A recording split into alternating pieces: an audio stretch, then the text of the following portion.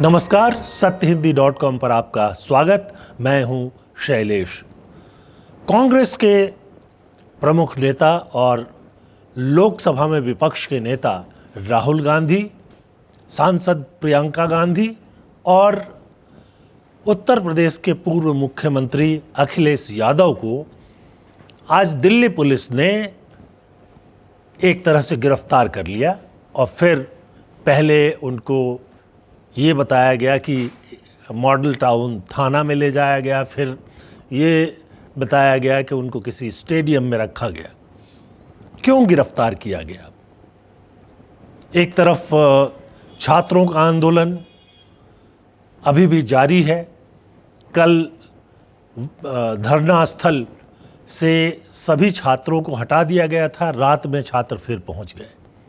दूसरी तरफ आज कांग्रेस के कुछ सांसदों और कुछ और कार्यकर्ताओं ने धरना दिया। ये धरना जो है वो प्रधानमंत्री निवास के पास दिया गया। दरअसल राहुल गांधी के नेतृत्व में और प्रियंका गांधी के नेतृत्व में जो सांसद हैं वो प्रधानमंत्री निवास के लिए मार्च कर रहे थे और इस बीच उनको रास्ते में रोक दिया गया। और कुछ देर के बाद, करीब 1-1.5 घंटे बाद ही उन सब लोगों को जबरन बस में बैठाया गया और लेकर वहाँ से हटा दिया गया। आखिरकार सवाल ये उठता है कि क्या डर है सरकार को? क्यों सरकार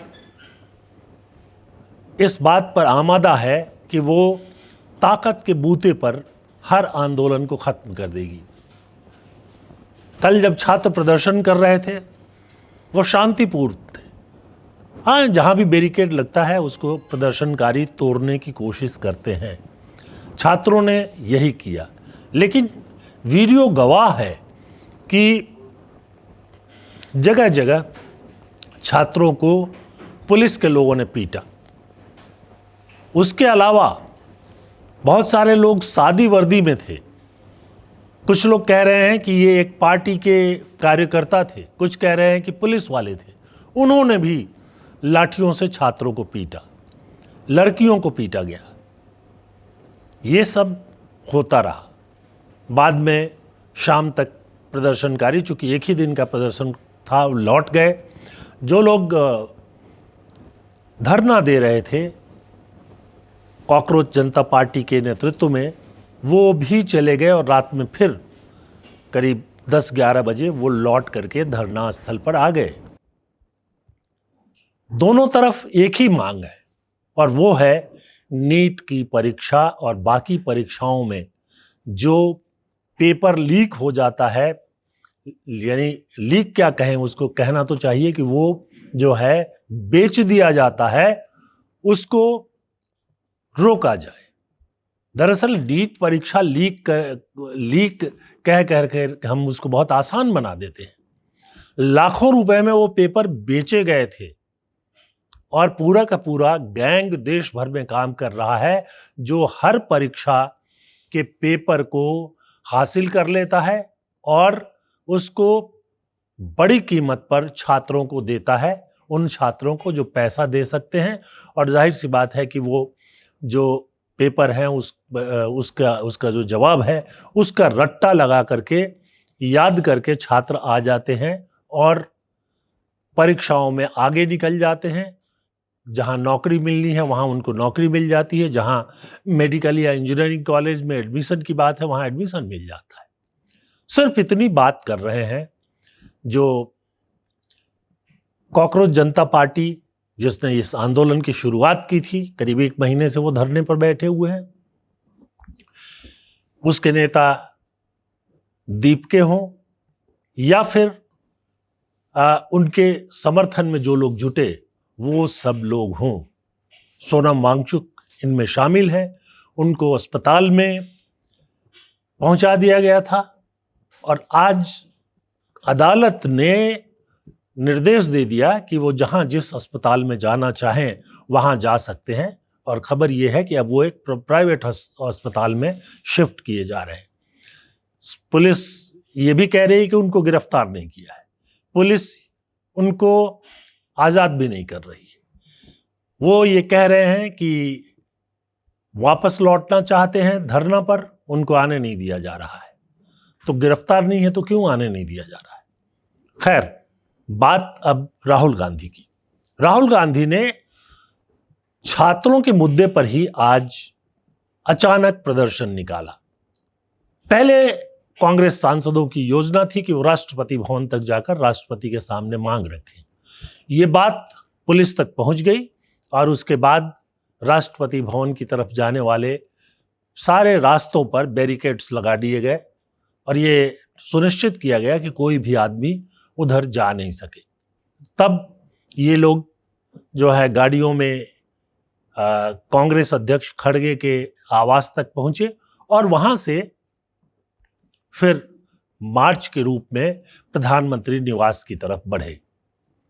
जब ये बढ़े कुछ दूर जाने के बाद इनको रास्ते में ही रोक दिया गया। वैसे भी प्रधानमंत्री निवास जो है वो एक किले की तरह है, अभेद किले की तरह है। वहां तक जाना किसी के लिए भी आसान नहीं है और बहुत सख्त सुरक्षा का उपाय वहां रहता है। यानी हमने तो जब राजीव गांधी प्रधानमंत्री थे उस दौर में भी देखा, मनमोहन सिंह के दौर में भी देखा, ऐसी कोई व्यवस्था नहीं होती थी जिस तरह किलेबंदी आज वहां की गई है। राहुल गांधी और कांग्रेस की जो मांग है वो बहुत साफ है। पहली बात तो वो लगातार कह रहे हैं कि नीट और दूसरी परीक्षाओं में जो ये पेपर बेच दिया जाता है, बेचने का लाखों करोड़ों का कारोबार चल रहा है, उस पर संसद में बहस की जाए। सरकार बहस के लिए तैयार नहीं है। आज भी संसद के दोनों सदनों में इस बात को उठाया लोगों ने, लेकिन बातचीत हुई नहीं, बहस नहीं हुई। सदन की बैठकें स्थगित होती रही और उसके बाद प्रदर्शन का फैसला किया। उनकी दूसरी जो मांग है वो है कि शिक्षा मंत्री धर्मेंद्र प्रधान को हटाया जाए।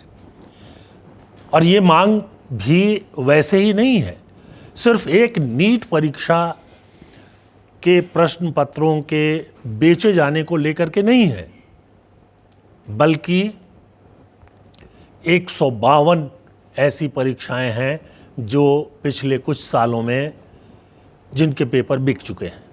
मैं बिक चुके हैं बार बार कहूँगा और कहता रहूँगा, क्योंकि लीक जो होता था पहले, कभी कभार ये होता था कि किसी कोने से, कभी प्रेस से, कभी किसी दूसरे व्यक्ति ने कुछ सवाल जो हैं वो धीरे से किसी को बता दिए और वो 2-4 लोगों में बंट करके और फिर उसका फ़ायदा उठा लिया गया। अब ये नहीं होता। जो नीट के पेपर भी लीक हुए थे उसके बारे में खबरें आई थी कि 10-10 लाख रुपए में कुछ छात्रों को बेचे गए और इस बार बड़े पैमाने पर छात्रों को बेचने की कोशिश की गई और इसलिए वो लीक हो, वो जो है वो बाहर आ गया। पिछले वर्षों में ऐसा नहीं होता था, ये कहा नहीं जा सकता। इस बार वो सामने आ गया है। तो सवाल ये है कि कौन जिम्मेदार है? क्या शिक्षा मंत्री जिम्मेदार नहीं है? क्या सरकार जिम्मेदार नहीं है? इस बात को इसलिए उठा रहा हूं मैं क्योंकि शिक्षा मंत्री ये तय करते हैं कि नीट परीक्षाओं के लिए जो एक नई संस्था बनाई गई है उसके प्रमुख कौन होंगे, और उसके प्रमुख जो हैं वो तय करते हैं कि पेपर सेटिंग कौन करेगा। अब इस बार जो सामने आया है उसमें तो ये साफ दिखाई दिया कि पेपर सेटिंग करने वाले लोगों ने ही लीक किया। तो सिर्फ जिम्मेदारी उन्हीं तक सीमित क्यों? इसलिए जब शिक्षा मंत्री धर्मेंद्र प्रधान के इस्तीफे की मांग की जा रही है तो उसमें कुछ न कुछ वजन, कुछ न कुछ दम दिखाई देता है, क्योंकि ये कारोबार हो गया है और 152 परीक्षाओं के पेपर का बाहर जाना, बिक जाना जो है वो अपने आप में छोटी बात नहीं हो सकती है। बहुत सारी परीक्षाएं इनमें एडमिशन के लिए थी, बहुत सारी परीक्षाएं नौकरी के लिए थी, सबके पेपर बाहर किए गए, बेचे गए। तो ये मांगे थी। और जब राहुल गांधी, प्रियंका गांधी और फिर वहीं पर पहुंच गए थे अखिलेश यादव, कांग्रेस के और नेता और सांसद भी थे, तब राज्य मंत्री जितेंद्र सिंह उनसे मिलने के लिए पहुंचे और उनको मनाने की कोशिश की। उनसे कहा गया कि बहस होगी, कब होगी ये सब बातें नहीं, संसद में जब इस मुद्दे को उठाते हैं तब क्यों नहीं बात होती, ये भी साफ तौर पर सामने नहीं है। बहरहाल ये उन्होंने कहा। बाद में जितेंद्र सिंह ने बयान दिया कि राहुल गांधी अपनी मांगों को लगातार बदल रहे हैं। पहले उन्होंने नीट परीक्षा और परीक्षाओं पर जो कुछ हुआ उस पर बहस की मांग की थी, लेकिन जब हमने सरकार की तरफ से उनको बताया कि सरकार बहस के लिए तैयार नहीं है, तो उन्होंने और मांग जोड़ दिए। जाहिर है कि उसमें एक मांग तो यही है कि शिक्षा मंत्री इस्तीफा दें, यही छात्रों की मांग है। और जिस तरह से पुलिस ने कल उन पर लाठियां बरसाई थी, जिस तरह से लड़कियों को, छोटी यंग लड़कियों को जो क्लास 10th 11th 12th में पढ़ती हैं, उनको पीटा गया था। और उसके बाद उन्होंने ये कहा था कि वो इसलिए आई हैं कि आगे चलकर उनको नीट परीक्षा में शामिल होना है और दूसरी परीक्षाओं में शामिल होना है, तो वो ये चाहती हैं कि एक मुकम्मल व्यवस्था बने।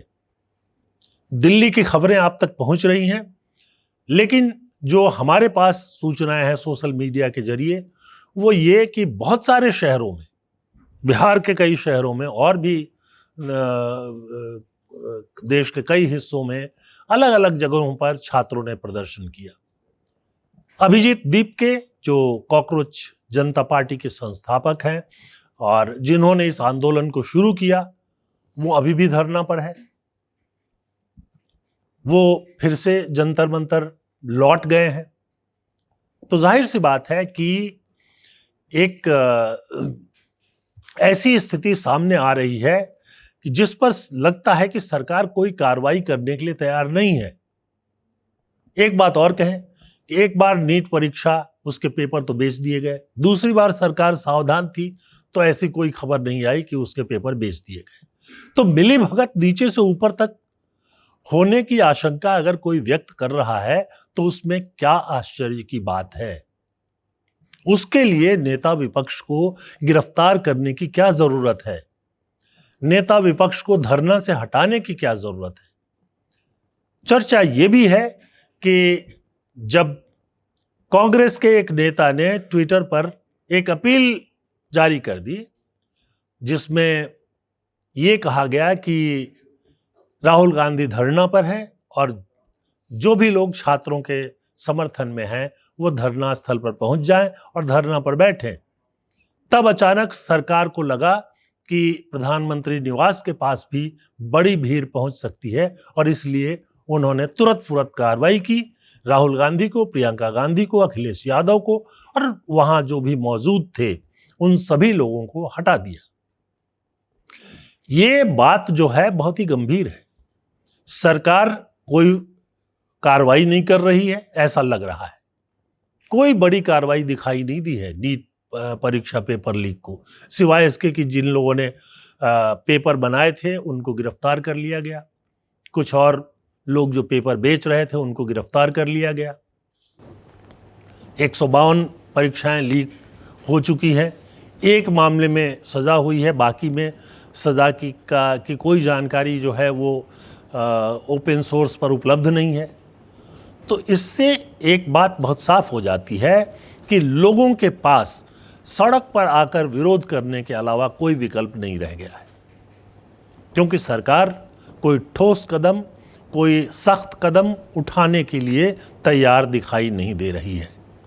और लोकतंत्र में लोगों को अधिकार है, धरना का भी अधिकार है, प्रदर्शन का भी अधिकार है और उसके साथ साथ अपनी बात को सरकार तक पहुंचाने का भी अधिकार है, किसी भी माध्यम से। लेकिन सरकार संभवतः इसके लिए तैयार नहीं है। क्या ये सब चीज़ें जो हैं लोकतंत्र के लिए खतरा नहीं है? क्या एक तरह से लोकतंत्र को दबाने की कोई कोशिश अंदर अंदर से नहीं चल रही है? इस पर आप क्या सोचते हैं? आप अपनी राय हमारे कमेंट सेक्शन में आकर ज़रूर बताइए। हम आपकी राय का इंतज़ार करेंगे। इसके साथ साथ एक अनुरोध है कि चैनल को सब्सक्राइब कीजिए और हमारे प्रोग्राम्स जो हैं उनको लाइक कीजिए, बेल आइकन को दबा दीजिए ताकि आपको हमारे सभी प्रोग्राम्स की सूचना तुरंत मिल जाए।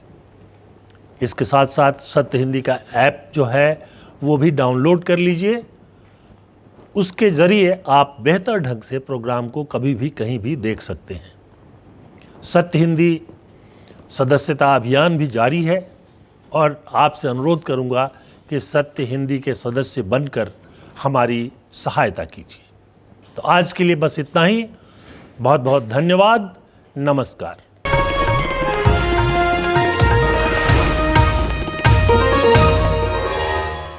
Copyright disclaimer under Section 107 of the Copyright Act 1976. Allowance is made for fair use for purposes such as criticism, comment, news reporting, scholarship, and research.